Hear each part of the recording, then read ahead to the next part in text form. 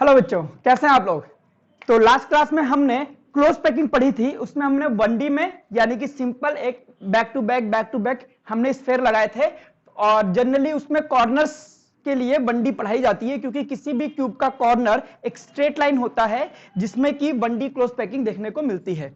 और जो आपके साइड वाली फेसेस होती हैं सब में 2D क्लोज पैकिंग चलती है, क्योंकि 2D एक प्लेनर होती है। और फिर ये पूरा का पूरा 3D में कैसे जाता है वो हमने पढ़ा था कि 2D में दो तरह की पैकिंग होती है, एक स्क्वायर क्लोज और एक हेक्सागोनल। स्क्वायर वाले को अगर आप आगे कंटिन्यू करोगे तो आपकी 3D की पैकिंग बनती है, और हेक्सागोनल में फिर हम जो लगाते हैं स्फेयर्स वो डिप्रेशन में लगाते हैं, फिर जिससे टेट्राहेड्रल ट्रायंगुलर वॉइड बनते हैं।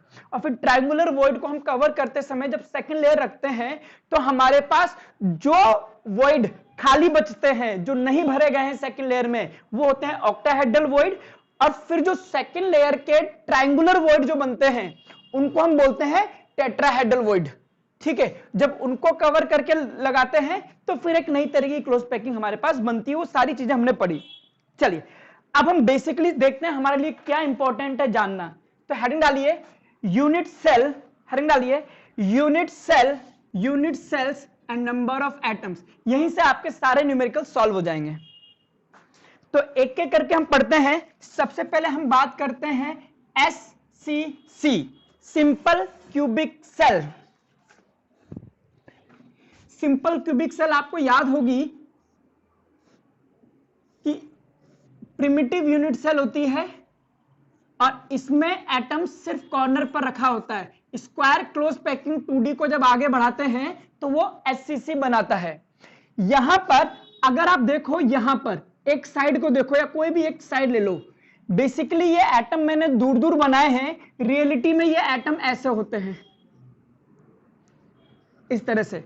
अगर ये पॉजिटिव आयन है और ये नेगेटिव आयन है और इसकी साइड A है तो हम कह सकते हैं R प्लस और R minus should be equal to A। और अगर ये दोनों ही एटम एक जैसे हैं R R, तो हम यहां पर कह सकते हैं R plus R is equal to A। Clear? हाँ, अगर ये दोनों सोडियम के एटम हुए तो दोनों की रेडियस RR सेम हो जाएगी, तो 2R is equal to A हो जाएगा। तो अब हमें अगर ये निकालना है कि नंबर ऑफ एटम्स कितने होंगे, उसके लिए हम एक क्यूब मानते हैं और इसके किसी एक कॉर्नर पर ये एटम हमने रख दिया है। मुझे पता है इस एटम का कितना पार्ट अंदर है और कितना पार्ट बाहर है। अगर मुझे यह पता करना है कि इस एटम का कितना पार्ट अंदर है तो मैं क्या करूंगा, यहां पर एक और आइडेंटिकल क्यूब मान लूंगा, एक मान लूंगा ऊपर, एक इधर।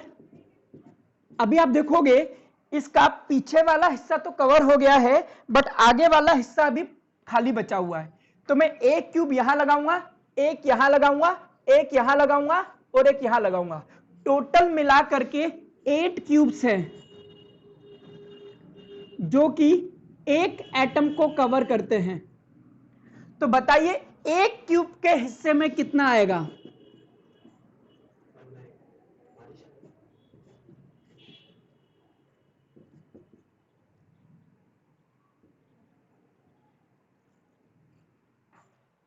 लिख लीजिए इसको, डायग्राम भी बनाइए।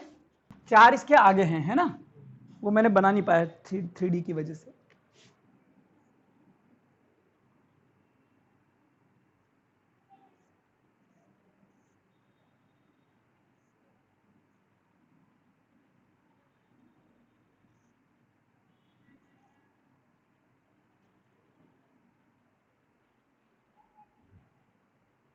तो रिजल्ट क्या निकला कि अगर मैं इसकी बात करूं तो इसका 1/8 पार्ट ही इस क्यूब के अंदर आ रहा है।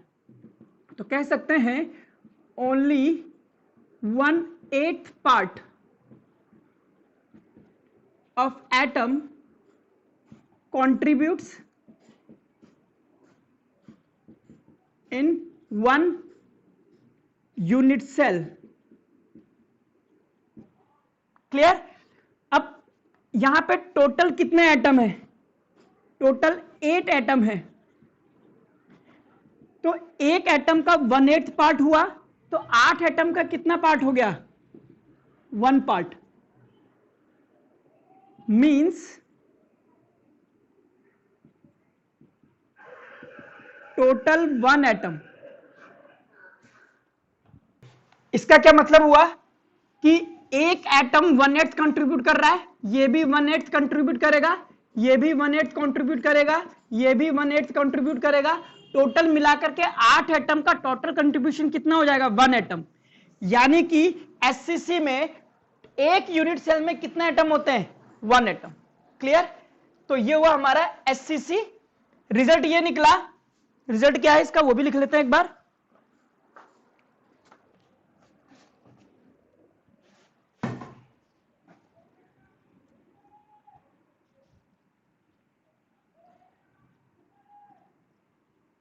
तो रिजल्ट क्या निकला? एक तो आपको यह बात याद रखनी है कि ये साइड ऐसा होता है ए, ये आर प्लस, ये आर माइनस, तो R plus R minus will be equal to A, और if R plus is equal to R minus तो हम कह सकते हैं 2r is equal to A.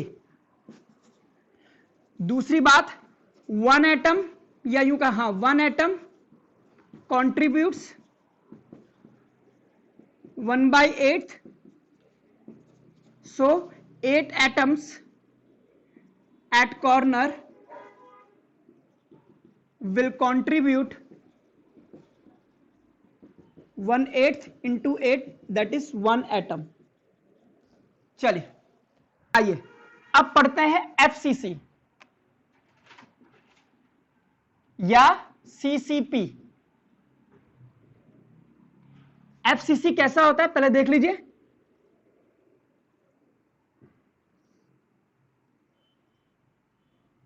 FCC में एटम्स इसके कॉर्नर पर होते हैं, प्लस फेस के सेंटर पर भी मिलेगा,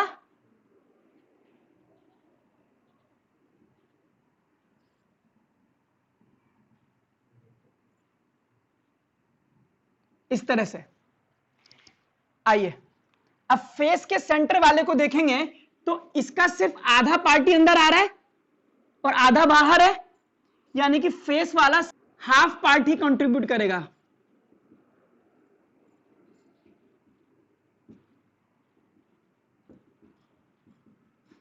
और कॉर्नर वाले का 1/8 पार्ट। क्लियर?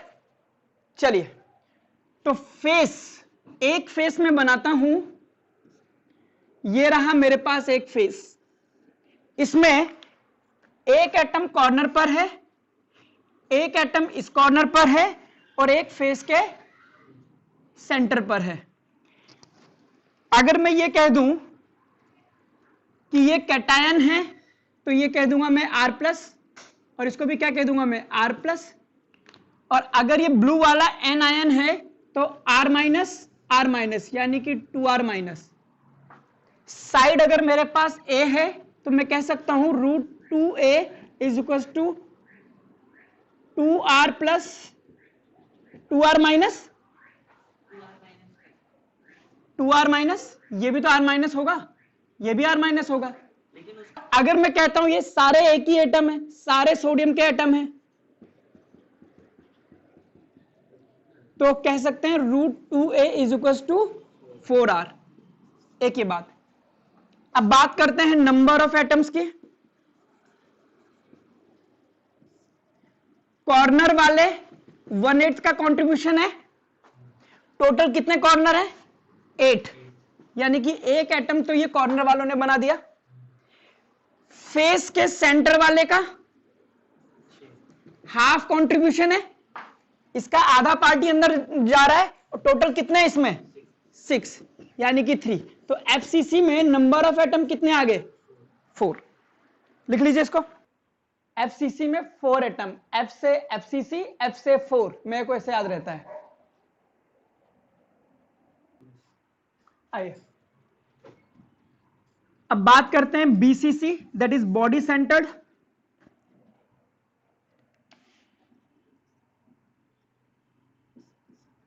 अब बीसीसी कैसा होता है?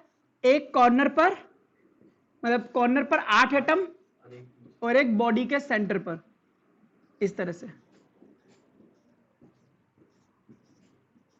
और एक बॉडी के सेंटर पर। अब इसमें क्या होता है, बॉडी डायगोनल, इस कॉर्नर से शुरू होकर के इसके अपोजिट वाली दीवार का ये कॉर्नर, ठीक है, तो इसको हम बोलते हैं बॉडी डायगोनल, वहां से शुरू होकर के यहां तक, इस वाले पे, ये होता है बॉडी डायगोनल, और इसकी लेंथ होती है √3a। अब क्या आया, देखिए इधर, ये आप मान लीजिए ये आपका बॉडी डायगोनल है, एक इसके कॉर्नर पर है, एक इसके कॉर्नर पर है, और एक बीच में बॉडी सेंटर वाला ये रहा एटम। देखते हैं इसकी लेंथ का क्या रिलेशनशिप होता है। √3a ये पूरा है, इसको मैं अगर पॉजिटिव आयन मान लूं, इसको पॉजिटिव आयन मान लूं, तो ये क्या हो गया, नेगेटिव आयन, तो पूरा R और R 2R, तो यहां भी हो जाएगा 2R plus 2R minus √3a, और अगर ये सारे ही एटम एक जैसे निकल गए तो कैटायन और एनायन सब बराबर हो जाएगा, 4R equals to √3a। Clear. अब बात करते हैं नंबर ऑफ एटम्स की।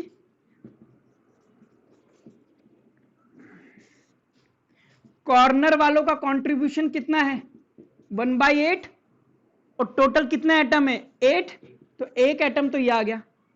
बॉडी के सेंटर पर पूरा एटम रखा हुआ है, तो पूरा तो एक है ही सही, तो टोटल मिलाकर के 2 एटम एक यूनिट सेल में आते हैं। लिख लीजिए इसको, एक और कर लीजिए, 4th, HCP hexagonal close packing.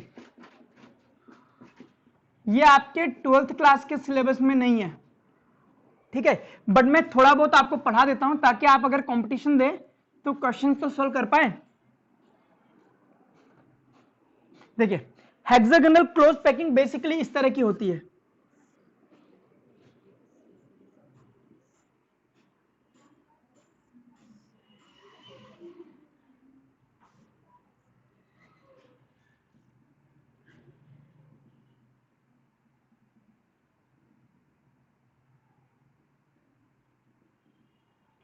अब इसमें एटम कहां होते हैं, यहां एटम होते हैं,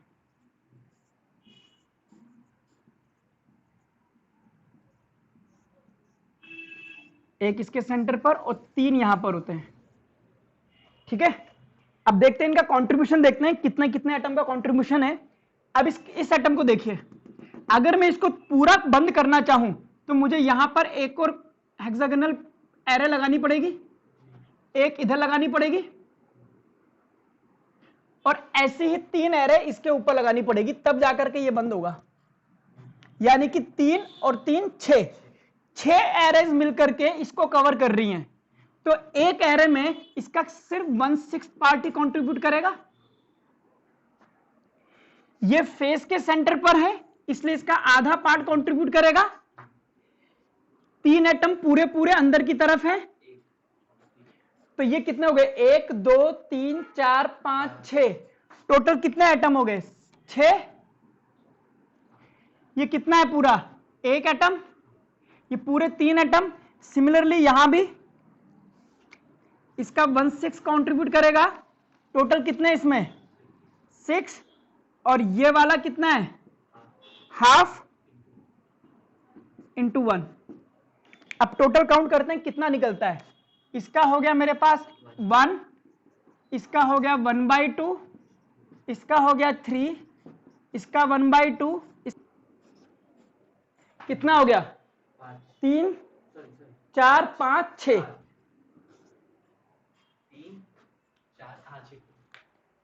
लिख लीजिए। इसमें टोटल 6 एटम है इसमें। तो ये हुआ एटम्स का हिसाब किताब। अब हम बात करते हैं वॉइड्स का हिसाब। आइए, वॉइड्स, हमारे पास 2 तरह के वॉइड्स हैं। एक होता है टेट्राहेड्रल वॉइड,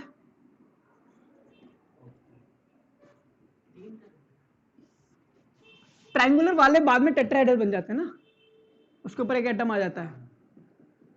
एक है ऑक्टाहेड्रल वॉइड, ठीक है।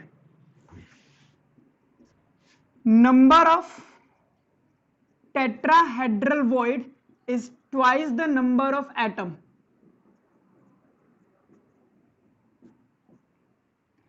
और number of octahedral void is equal to the number of atom. मतलब समझना, अगर मैं बोलूं एससीसी, एससीसी में नंबर ऑफ एटम कितने हैं?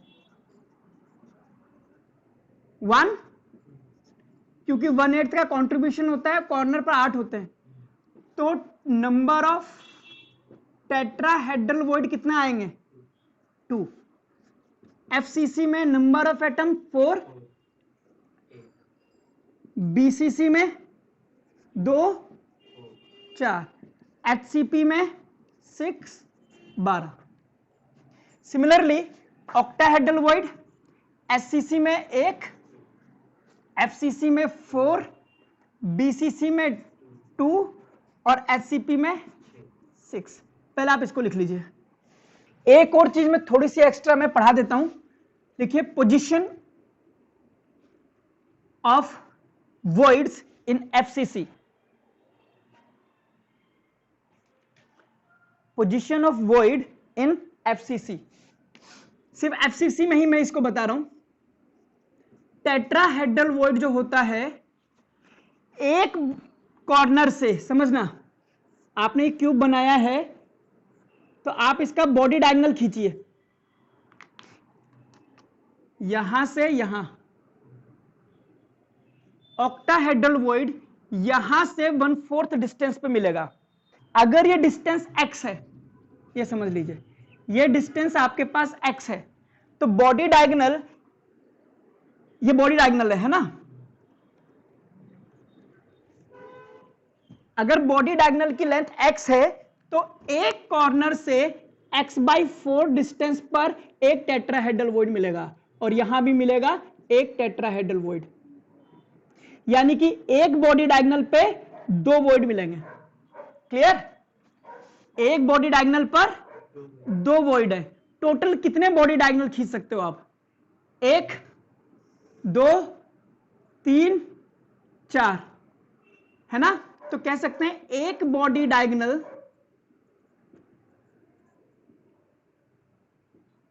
पर 2 टेट्राहेड्रल वॉइड। टोटल कितने बॉडी डायगोनल खींचोगे? 4 बॉडी डायगोनल होते हैं। सो टोटल वॉइड कितने हो गए? 8।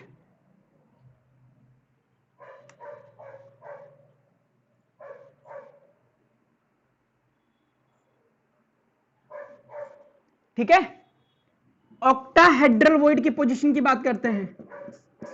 एक ऑक्टाहेड्रल वॉइड होता है at the centre of cube.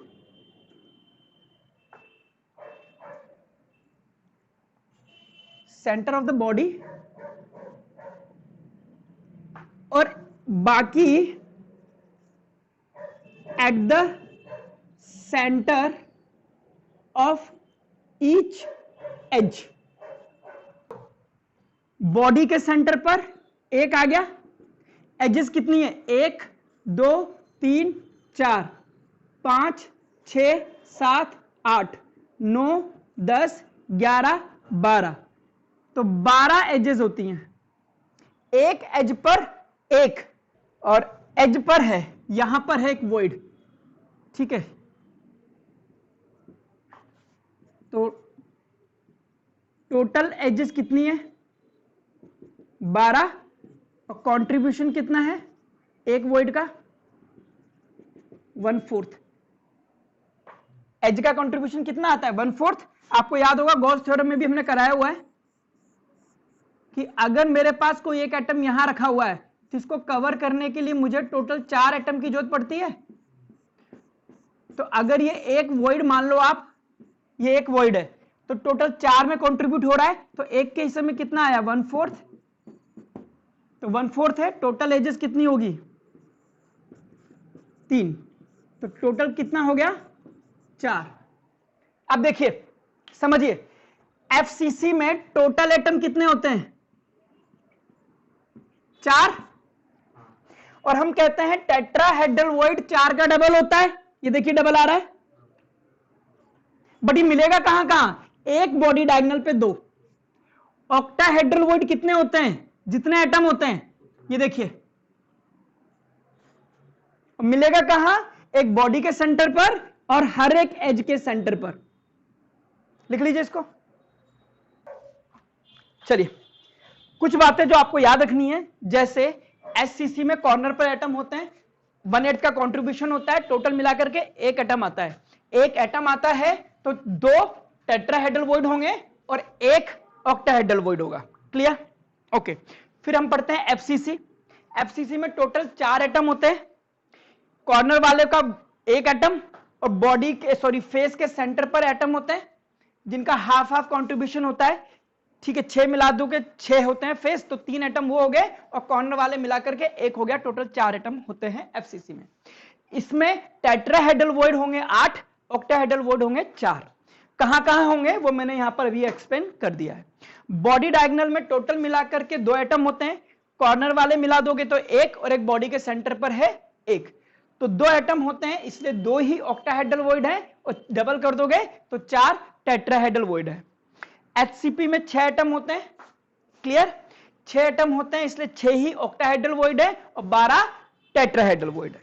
चलिए क्वेश्चन लिखिए।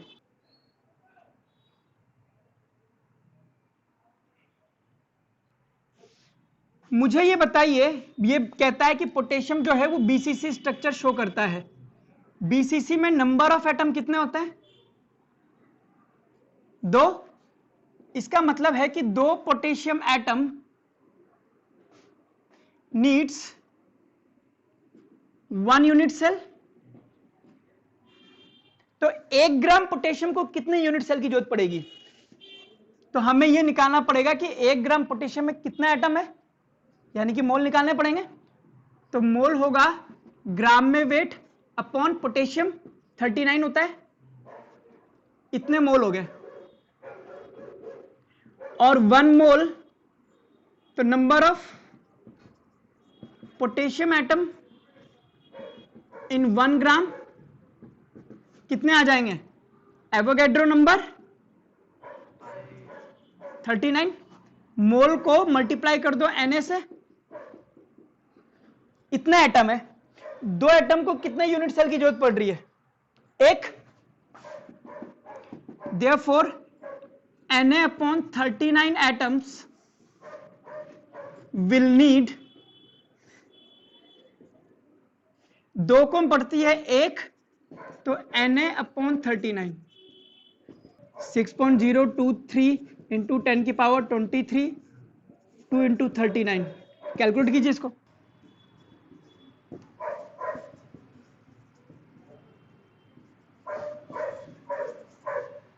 तो एक बार फिर से क्वेश्चन समझते हैं। कहता है कि पोटेशियम जो है वो बीसीसी शो करता है और आपके पास 1 ग्राम पोटेशियम है तो कितनी यूनिट सेल की जरूरत पड़ेगी।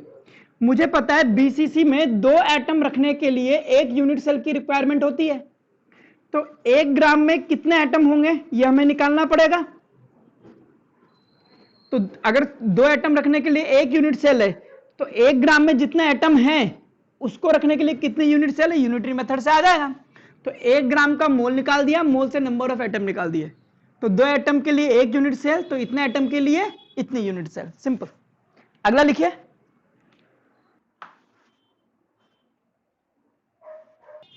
आइए, कहता है सीजियम क्लोराइड बीसीसी शो करता है।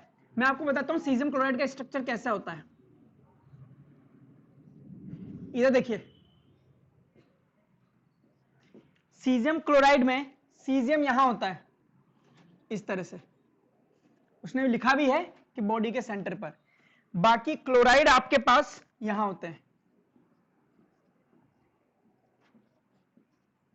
ये होता है आपके पास सीजियम क्लोराइड। अब अगर मैं बॉडी डायगोनल लूं,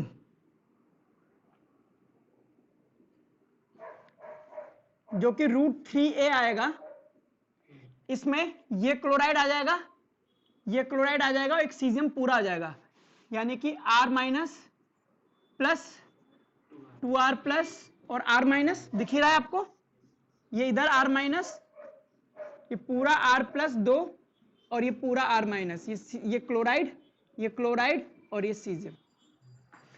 साइड आपको दे रखी है 412, तो √3 into 412। R minus chloride ion दे रखा है आपको 181, बस R प्लस निकाल लीजिए, सॉल्व कर लीजिए, यह आ जाएगा आपके पास 169.2 पिकोमीटर। याद रखना सीजियम क्लोराइड का स्ट्रक्चर ऐसा होता है, कभी नहीं दे तो आपको याद होना चाहिए। चलिए मैं पहले आपको ये करके बताता हूं कि किस तरह से इस तरह के क्वेश्चन करे जाते हैं, तो बाकी आगे आप अपने आप प्रैक्टिस कीजिएगा। देखिए क्या बोलता है, हाँ ये क्वेश्चन पढ़िए, कहता है कि क्यू सीसीपी अरेंजमेंट शो कर रहा है, तो सीसीपी अरेंजमेंट अगर शो करेगा तो एक यूनिट सेल में क्यू के कितने एटम हो जाएंगे, 4, क्लियर। अब कहता है कि पी क्या कहां पर रखा है, टेट्राहेड्रल वॉइड पर, अगर 4 एटम हैं तो नंबर ऑफ टेट्राहेड्रल वॉइड कितने आ गए, 8, ठीक है। टेट्राहेड्रल वॉइड एटम के डबल होते हैं, और हर एक वॉइड पर आपने पी एटम रखा है, तो number of atoms of P भी क्या होगा, 8, तो क्यू के कितने हो गए, पी के कितने हो गए, कैसा भी लिख दो आप, पी के 8 और क्यू के 4, तो सिंपल रेशियो में P2Q आंसर आएगा। आप इसको QP2 भी कह देंगे तो कोई बुरा नहीं है, और क्या क्या कह रहा है ये, 2 एलिमेंट है B और A और B मान लेता हूं। B क्या कर रहा है, HCP अरेंजमेंट शो कर रहा है, HCP का मतलब 6 एटम, तो B के कितने एटम हो गए, 6, और A कहां पर है, 2/3 ऑफ टेट्राहेड्रल वॉइड, तो 6 एटम है, तो टेट्राहेड्रल वॉइड कितना हो गया, 12, और A is 2/3 of tetrahedral void, मतलब 12 का 2/3 यानी कि 8, यानी कि A कितना है 8 और B कितना है 6, तो A 8 B 6, सिंपल रेशियो कीजिए, A 4 B 3 is your answer.